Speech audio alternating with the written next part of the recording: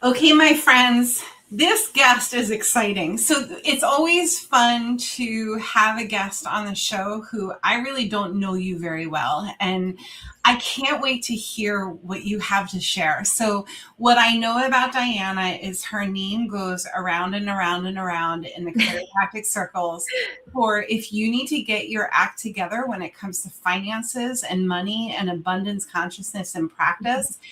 Diana is the person. So please, thank you so much for being here. And please introduce yourself. Who are you? Where are you? What do you do? Yeah, well, thank you so much for having me. My name is Dr. Diana Smith. Some of you know me as Diana Husk. I got married a couple years ago and just finally changed my my last name officially. But I'm a family chiropractor. I'm based out of a little bit suburb of Atlanta, Georgia. And we serve mostly pregnant moms, babies, dads, the family, right? Everybody from womb to tomb. We do mostly memberships in our practice, and we made the switch a couple years ago, which has been really fun. And I also have a coaching brand. I started off mentoring a ton of students and a ton of chiropractors, and then realized that there's a need for startups, especially anybody that grosses less than $30,000 a month. They don't know what to do when it comes to marketing, when it comes to managing finances. And so I created the Chiro Babe in order to basically be the mentor that I wish I had when I started my practice. Talk to us about, I know that you have done a lot of studying of the Profit First system, which I'm really excited to talk about because it's a system that I hold near and dear to my heart. I implement it every week. I sit with my Profit First hour and I write it out and I open up reading. Yes. I'm all into it. So tell us a little bit about the typical practice owner financial disorganization struggle and how you rectify that with your work. Yes. So I feel like most chiropractors aren't struggling because they don't make money. They struggle because they don't keep it. You can be fully booked and still feel broke because it's a structure problem, not a volume problem. So I've always been of the mindset that if you don't tell your money where to go, it disappears. And so really at its core, Profit First is just flipping the formula. Okay, so instead of it being revenue minus expenses equals your profit, it's revenue minus profit equal your expenses. So you take your profit first and you run your business based on what's left. Can you say that calculation one more time? Yes. So instead of revenue minus expenses equals profit, it's revenue minus profit equals expenses. So if I make $100 and revenue minus profit, can you do it with an example of $100? Yes. So if you made $100, you would have your own formula based on what you want to take home, not what you want to take home, but what is realistic to take home. So it's saying I'm going to take that profit first so that I am paying myself. I'm not just an employee of this business. I own and I lead this business. And so I'm going to take this profit of, say you've decided it's 20%, right? That's a relatively healthy thing to take from gross profit. So I'm going to take that $100, that revenue minus my profit. I'm going to take 20 of that, and then I'm going to run my business based on that $80 that's left. It's brilliant. And then what if you have that $80 left and it's not enough money to cover what you have to pay for? Oh, that's a good question. So then there's a hole in the system somewhere else. Either we aren't bringing in enough money to successfully run a business. There's a marketing issue. There's a conversion issue. There's a retention issue. But even as a startup, I know there's practice management people out there that talk about having this big flashy practice when you open and your overhead's $15,000 a month. And that's just insanity to me. You should always open with my overhead is $2,500. I know that I can make at least, $2,500 or more to be able to substantiate this. And so I feel like if you're not able to take that profit, then there's that hole somewhere else. Your overhead is too high. You're not bringing in enough business. But what I have found through coaching a lot of women is not that they don't bring in enough money. They just don't know what to do with it when they have it. And then they end up spending it on things they don't need to spend it on, that don't help move the needle, that don't help grow their business. And then there's nothing left to take home. And so it's just kind of flipping that a little bit and getting them to dig deeper into what they actually need to run their business, and then still being able to take home, not necessarily what they want to take home. Obviously, we're all going to say we want to take home $500,000 a year, right? But like, what's realistic where your practice is right now? Let's take from that and then figure out a way to how to operate on the rest. Right. I love it. Would you say that I have a lot of conversations with people who end up in my Zoom saying, hey, Jody, I want to grow my practice, but I don't have enough money to invest in doing the thing. Is that consciousness or that mental framework common throughout the clients? You specifically have worked with chiropractors. Do you think that that's a common trend in chiropractic where like if someone says, let's take Facebook ads, for example. I just started working with an ads company. It's expensive, right? However, the return on investment is like stupid. It's sick, right? And so why wouldn't I spend $2,000 a month on not for my practice, for Staffless Practice, right? Why wouldn't I do? So do you find that people get tripped up in seeing this is an investment in my practice and it's worth spending? Can you talk about that? Yes. And I think that it's very common because we all live in this like scarcity mindset, especially because I work mostly with startups, right? So we just come out of school or we're just branching off to open our own practice as being an associate for however long. And we come from this scarcity mindset of what if there's not enough left over? What if there's not enough to be this coach, versus having the mindset shift of what am I missing out on? What am I leaving on the table by not investing in my personal growth by hiring a coach? Right. So I think that when we can start to think less like a student, less like a broke student, and more like a CEO, more like a leader of our actual business, then we start making smarter investments. And it doesn't mean that you need to go out and just spend every dime that you have. It's more of like, okay, if I'm going to spend, say for easy math again, like $100 on coaching, right? Is that going to at least bring me in an additional $100 that I wouldn't have had if I didn't have that growth from a coach? Do you think that looking at the other side of the coin, it's important in the coaching industry that we have them look at those numbers regularly? And that's where Profit First comes. Like, can you imagine if the big shakers and movers in specifically the chiropractic profession if they were implementing the Profit First system and then keeping their eyes on the prize with Profit First, right? Can you imagine that, Diana? Yeah. Well, it forces discipline and clarity pretty fast. When you start telling your money where to go and you have a system for it, then that clarity of what needs to happen with that money is fast, right? Because when money just sits in your account, you don't know what to do with it. And then all of a sudden it gets spent on random things because you think you have this money, but really you don't. And that's just not a wise investment. And have you always been this good with money? Does it come naturally to you? Honestly, yes.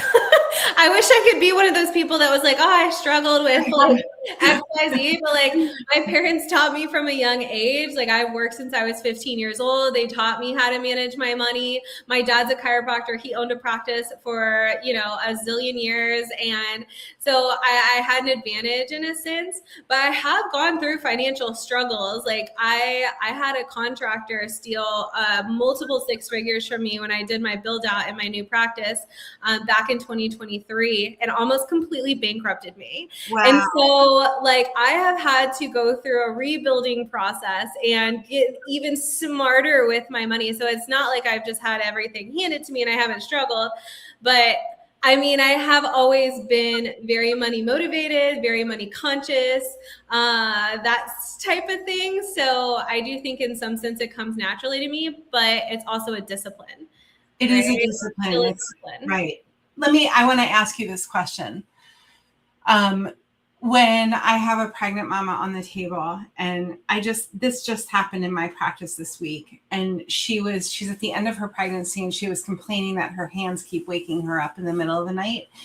And I just talked through the breadcrumb trail with her. Well, what if your hands weren't waking you up? What would happen? And she's like, well, what would happen is I would sleep through the night.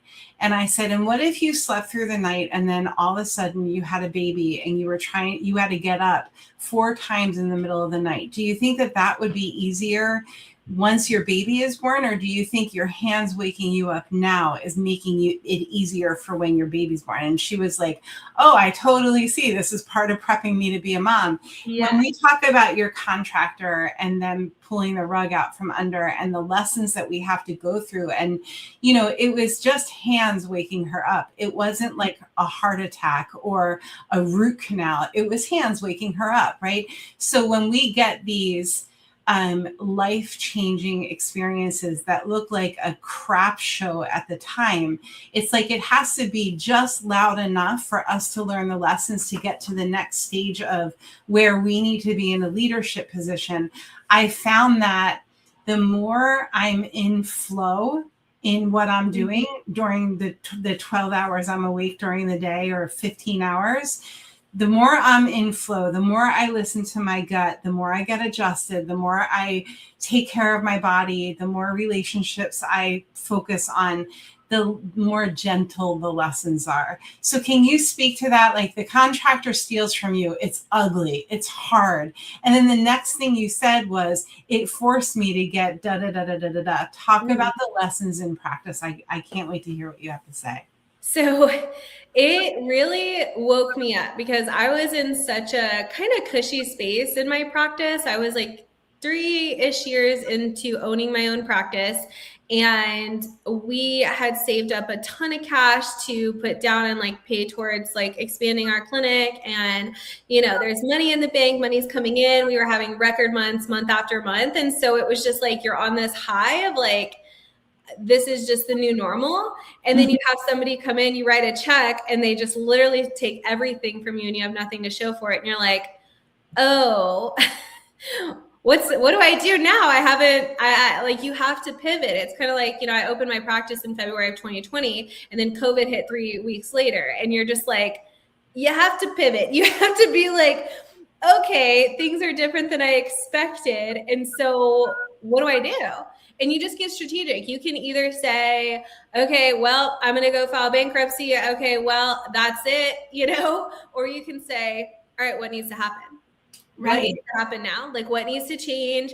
So I really sat down and I was like, okay, here's the numbers. Like, I was in a contract with like my build out, as far as like, I couldn't get out of it. Like, I'm doing this build out. So I'm like, where do I get the money? How do I complete this project so I can get in the space and make even more money? Like, how do I still finish the job?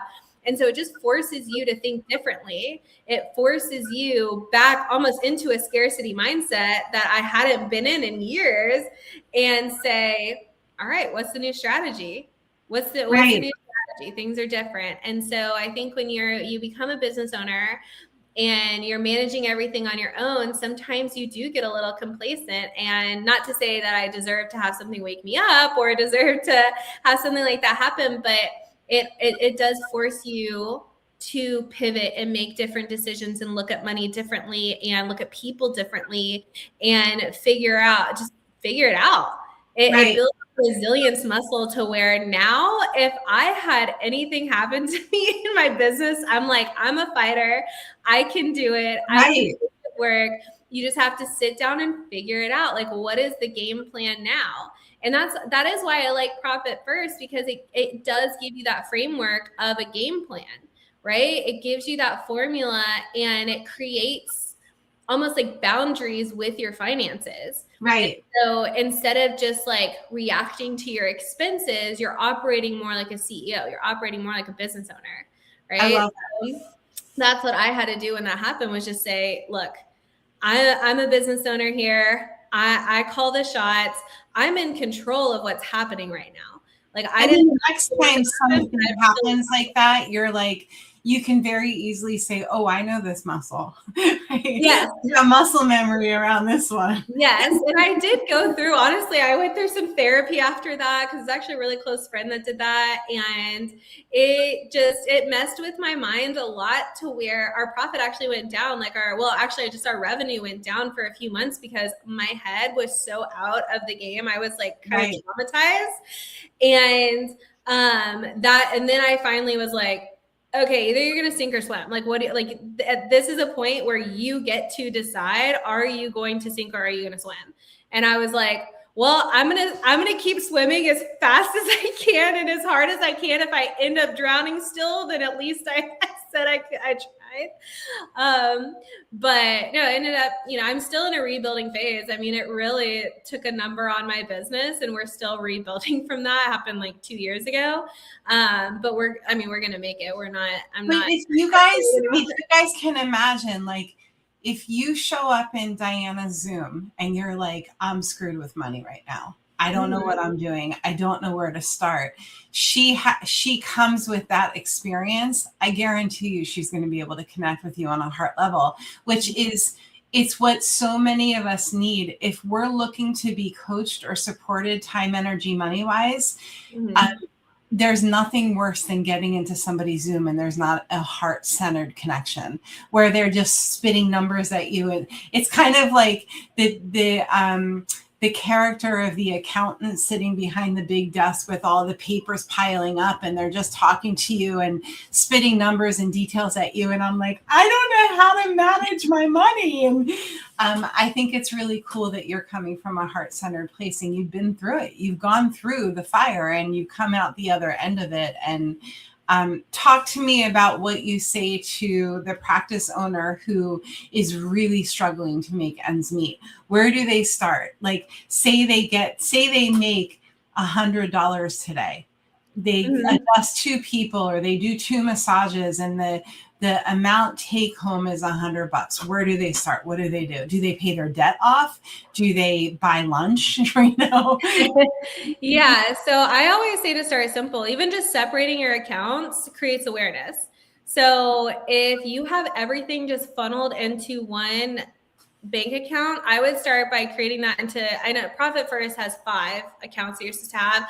I think sometimes in early practice that can feel overwhelming. So even just separating it into 2 or 3 accounts where you're telling your money, I want this to go here and this to go here and this to go here. Like, even if you have like an operating expenses, a payroll, which is part of your profit because you're going to take from that payroll account, and then a savings account, I think that even just starting there can just create that awareness for them so that they can give their money more direction. Because like I said before, like, people generally, for the most part, aren't really drowning. They just don't have that direction and clarity. Right. Like, they have people coming in, they're creating revenue. It's just they don't know what to do with it. And so they feel overwhelmed and they feel like they're drowning. So just start simple and pay yourself something, even if it's small. Even if you're like, I'm going to pay myself $50 a week. I don't care what it is. Like, take something home to where you feel like you are getting paid for a service that you're providing to your own business.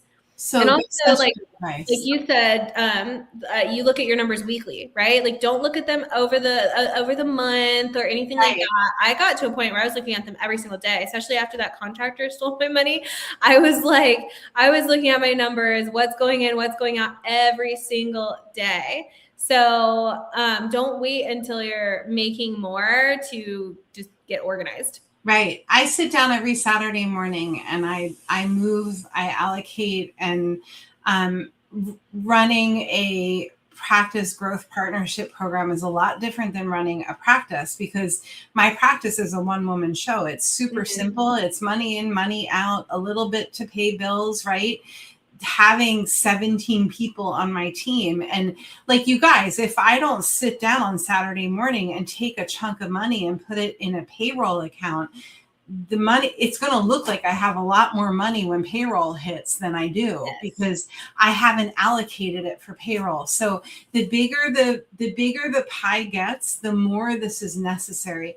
But if we can start when the pie is really small, even if it's $10 at a time. And Profit First is a great book to start with too. they suggest working with a bank called Relay. And I just opened you guys have to understand, like, I've gone to my bank twice over the past 25 years with like the new Profit First Jody, right? And I'm like, hey, let's change all my accounts. And they're like, here she goes again. Yeah. And then like a week later, I'll forget what the accounts are for. Right? Yeah. You have to name them, like go into your online account and like name each account. That's what I did. So I have one that's literally like I log in, it says payroll, says OPEX, says, taxes, so all that kind of stuff. You guys, it might sound crazy, but it is worth doing it. It's worth reaching out to Diana and saying, help me walk through this. Help me get organized with this. So what would you say to that person? What would you say to that chiropractor to calm them? Like they say to you, Diana, I can't pay my rent this month. I have one new person on the schedule in the next month. I'm not having fun. I'm overweight. I'm underpaid. I'm not loved. Where do I start? What would you say? I would say, well, I'm kind of a tough love type of coach here. So I definitely lead with heart and love, but it's tough. And so I would tell that person, this is your choice, right? You are choosing to be depressed. You are choosing to only have one patient on the schedule. You are choosing to not be able to pay your rent. You are choosing to do that. You have the same degree that I have, right? You and I have the same exact earning potential. I don't live in a huge city. I live in suburbia. We don't have rich people everywhere who come in and pay me thousands and thousands of dollars, right? We have the same earning potential, but it is based on choice and action. You make the choice to get out of bed. You make the choice to figure out how to get patients on your schedule. You figure out how to collect enough money. You sit down and say, my rent, my overhead that I have left to pay this month is this amount. How is that money going to come to me? It's a math equation. It doesn't have to be and I will say that there have been times in my career where it truly didn't feel like I had a choice. I felt so deep in the hole that I didn't feel like I could just make a choice and make things different. I felt like whether it's going through menopause or going through having babies or whatever the story was at that time for me, I know that there are people listening to this podcast who are like, I literally cannot make this happen. And if that's the case, get help. Because anybody can get help. Anybody can say mercy, right? You might not have the tools to help yourself, but you can definitely have the tools to identify, I'm stuck and I need help. And until that's also a choice to decide that, right? To recognize that as a choice, to say, I feel stuck. I don't know what to do, but I know that I need something. I mean, that was one of the first, I've always invested in coaching, group coaching, that sort of thing throughout my entire career since before I even opened my practice. But I realized that contractor took that money, and at the end of November of 23 and in January 1st, the next year, I hired a one-on-one coach. There it is. Couldn't afford it. I had no freaking money. I had to put it on a credit card, but I was like, I need help. I need guidance. I need accountability. I need somebody to look me in the eyeballs over Zoom and tell me what I need to do to get out of this. And it doesn't necessarily need to be somebody who's been in it before. It's just like somebody who knows how to run a business. Tell me how I can be more profitable. Tell me how I can get more patients in the door. Help me help myself. Right? But you can ask for help, but until you're willing to take action yourself, nothing will change. Right. So it is still a choice to get up and do something. Because in my opinion, business doesn't have feelings, right? Like your business, you have feelings. Your business does not have feelings. Your business does not care if you pay the rent. Your business does not care if you're drowning, if you're tired, if you're overwhelmed, if you're overstimulated. Like I don't come from cushy, right? Like I didn't come from a great home life as a kid. I ended up in an abusive relationship and had 2 kids, and all while I was going through all of this stuff. And I still got up every single day and said, Diana, you are the creator of your own destiny.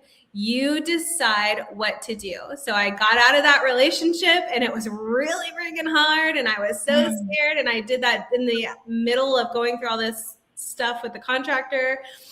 And I got up every day and I said, what am I going to do differently to make today better? Right. It's a daily choice. And yeah. I think that it's such a good it's such an important conversation that we're having. I think that it's so funny when I started Staffless Practice, I said to my friend Danielle Angela, I said, I am not going to coach people. I have no interest in being a coach. And to this day, I'm not a coach. We have coaches on my team. Because I'm always trying to figure my schniggles out. And I feel like I have people like you where I can say, oh, you have money issues right now? I got just the queen for you. You got to connect with Diana Smith, right? So find the resources that are necessary to remove the bottlenecks. Like if we look at a bottle, I don't have one sitting here, but let's just say that this was a bottle. Did you get your podcast gift box, by the way? Not yet. Oh, let's say that this was a bottle and it came to a top, and the top was like this little tiny hole. What's the bottleneck in your life right now? Is it time? Is it money? Is it energy? And then identify what that thing is. And then who is the person that's going to push you through the subluxation or the stuck point of that moment of chaos. With 1 minute left, is there anything else that you want to say or mention or give a shameless shout out for your coaching, whatever you want to do? That's a good question. I really think that when you have clarity with money, it changes how you lead everything, right? Even how you lead yourself, any future team, if you choose to have a team. And so I don't think people have a money problem. They have a decision problem. They get decision fatigue and they can't commit to something, even if it's something small. And so I would say pick one thing and commit to it, right? Whether that's going with the profit first model, whether that's hiring a coach, whether that's just like pouring into yourself more, going to the gym more, eating better, just make one decision and be disciplined in it.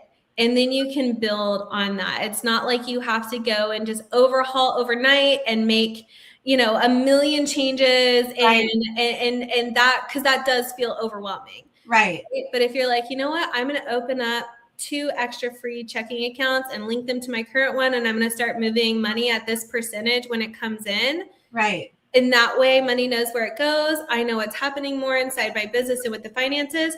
And then once you feel that for a couple weeks, then it's like, okay, what's the next decision I'm going to make? Because it is a choice. It is a choice to show up for your business. Great advice. So you guys, thechiro.babe.com. Reach out to Diana if you have any questions. Diana, please stay in the podcast room.